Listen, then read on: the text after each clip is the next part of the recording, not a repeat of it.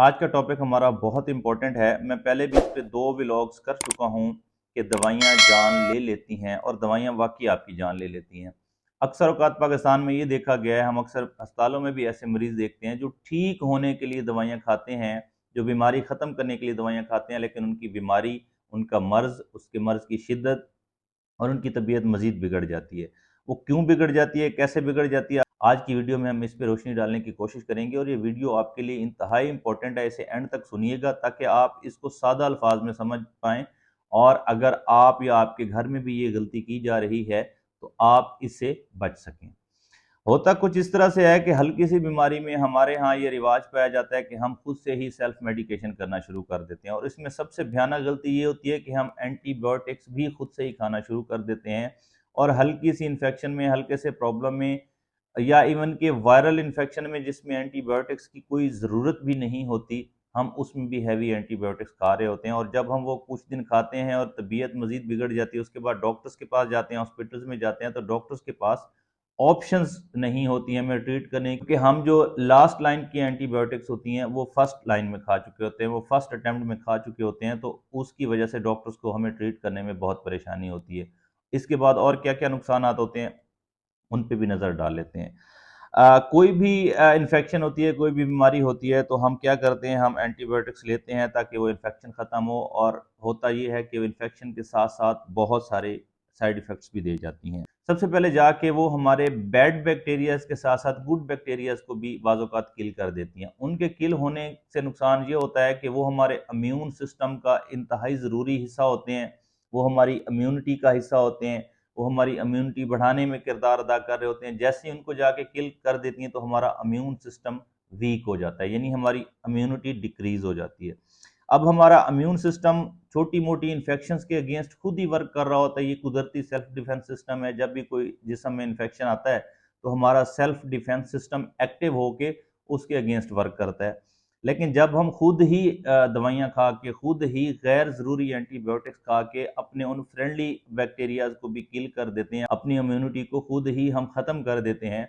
तो बॉडी, जिस्म, immunity, immune system उन छोटी-छोटी इन्फेक्शंस के अगेंस्ट भी काम नहीं कर सकता। फिर हमें उन छोटी इन्फेक्शंस को ट्रीट करने के लिए भी दवाइयाँ लेनी पड़ती हैं। वो दवाइयाँ जाके मज़ीद बिगाड़ पैदा करती हैं और फिर मज़ीद हमारे बैक्टीरियाज़ जो हैं, फ्रेंडली बैक्टीरियाज़ किल होते हैं, फिर मज़ीद कॉम्प्लिकेशंस होती हैं और यूँ हम एक जिसे कहते हैं ना राउंड सर्कल में घूमना शुरू कर देते हैं कि पहली दवाइयों के साइड इफ़ेक्ट ख़त्म करने के लिए दूसरी दवाइयाँ, दूसरी के लिए तीसरी दवाइयाँ, तीसरी के लिए चौथी दवाइयाँ और हम एक रोलिंग स्टोन बन जाते हैं, जो उसी दायरे में घूमते रहते हैं, जो फिर उसके बाद दवाइयों पे दवाइयाँ खाने पे मजबूर हो जाते हैं। दूसरा नुकसान इसका ये होता है, जब हमारा इम्यून सिस्टम वीक होता है, जब हमारा इम्यून सिस्टम कमज़ोर होता है, तो हमारे जिस्म में फंगस की ग्रोथ बढ़ने लगती है। क्योंकि पहले ये फ्रेंडली बैक्टीरिया जो थे वो कुदरती तौर पे फंगस को रोके हुए थे, लेकिन अब क्योंकि हमने उनको डिस्ट्रॉय कर दिया, तो वो इनको नहीं रोक सकते और फंगस की ग्रोथ बढ़ती है, फंगल इन्फेक्शंस बढ़ती हैं और मुख्तलिफ किस्म की इन्फेक्शंस होना शुरू हो जाती हैं। उसके बाद क्या नुकसान होता है जी, हमारा मैदा ख़राब हो सकता है।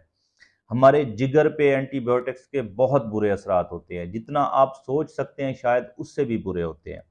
फिर क्या होता है जी, हमारे जिस्म में एलर्जिक रिएक्शन बढ़ सकते हैं। कुछ तो मामूली नौइयत के होते हैं, लेकिन कुछ बहुत ही खतरनाक होते हैं। हमारे किडनीज पे एंटीबायोटिक्स का बहुत बुरा इफेक्ट जाता है। जब हम गैर ज़रूरी एंटीबायोटिक्स खाते हैं, हमारे किडनीज को ये बुरी तरह जाके इफेक्ट करती हैं। और सबसे बड़ा नुकसान जो एंटीबायोटिक्स का है, जिस पे मैं स्पेशल बात करना चाहूँगा, वो है रेजिस्टेंस पैदा हो जाना। देखें, जब आप कोई एंटीबायोटिक बार-बार इस्तेमाल करते हैं, तो हमारी बॉडी में रहने वाले बैक्टीरिया उसे रेजिस्ट करना शुरू कर देते हैं, उसके अगेंस्ट उनकी रेजिस्टेंस डेवलप हो जाती है। जब रेजिस्टेंस डेवलप हो जाती है,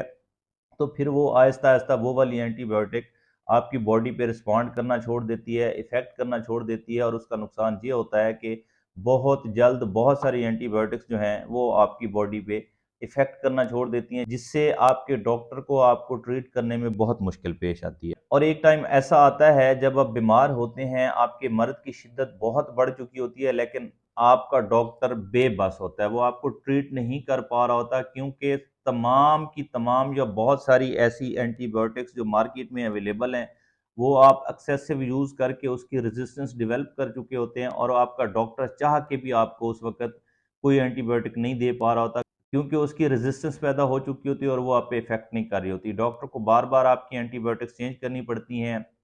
जिससे आपका पैसा भी बर्बाद होता है, आपकी हेल्थ भी ख़राब होती है, आपका टाइम भी, आप तकलीफ में भी रहते हैं, और इसके बावजूद वो आप पे असर भी नहीं करती। तो बजाय इसके कि आप अपनी छोटी सी बीमारी, छोटे से मसले को ठीक करने के लिए जब सेल्फ मेडिकेशन करके अपने आप को एक बड़े ख़तरे में डाल देते हैं, और उसके बाद आप तमाम ज़िंदगी के लिए उस दवा के अगेंस्ट रेजिस्टेंस पैदा करके अपने आप को एक डेंजर जोन में दाखिल कर देते हैं। तो रिक्वेस्ट यही होगी, मैं पहले भी 2 व्लॉग्स में यही रिक्वेस्ट कर चुका हूँ, और मैं आपको सेल्फ मेडिकेशन के नुकसान बता भी चुका हूँ, और इसमें स्पेशल मैंने बात की है एंटीबायोटिक्स पे। तो मेरी रिक्वेस्ट होगी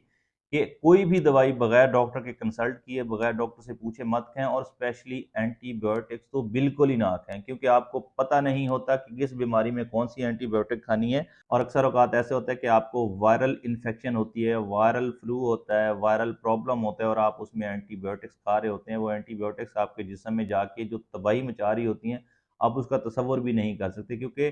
वायरल इन्फेक्शन में आपको एंटीबायोटिक्स की ज़रूरत ही नहीं थी। तो आपने एंटीबायोटिक्स खा के अपनी बॉडी को, अपनी हेल्थ को, अपने जिस्म को उल्टा एक डेंजर जोन में जाके दाखिल कर दिया है। तो प्लीज़ सेल्फ मेडिकेशन करना बंद कीजिए। स्पेशली आज से कसम खा लें कि किसी भी बीमारी में बगैर तस्दीक के, बगैर पूछे, बगैर अपने डॉक्टर को कंसल्ट किए आप कभी भी एंटीबायोटिक्स नहीं खाएंगे, क्योंकि अगर आप इस तरह एंटीबायोटिक्स खाते रहे तो बहुत जल्द आप इन तमाम एंटीबायोटिक्स के अगेंस्ट रेजिस्टेंस पैदा करके बैठे होंगे, और उसके बाद जब आप अस्पतालों में जाएंगे, आपके डॉक्टर चाह के भी आपको ट्रीट नहीं कर पाएंगे। बहुत शुक्रिया।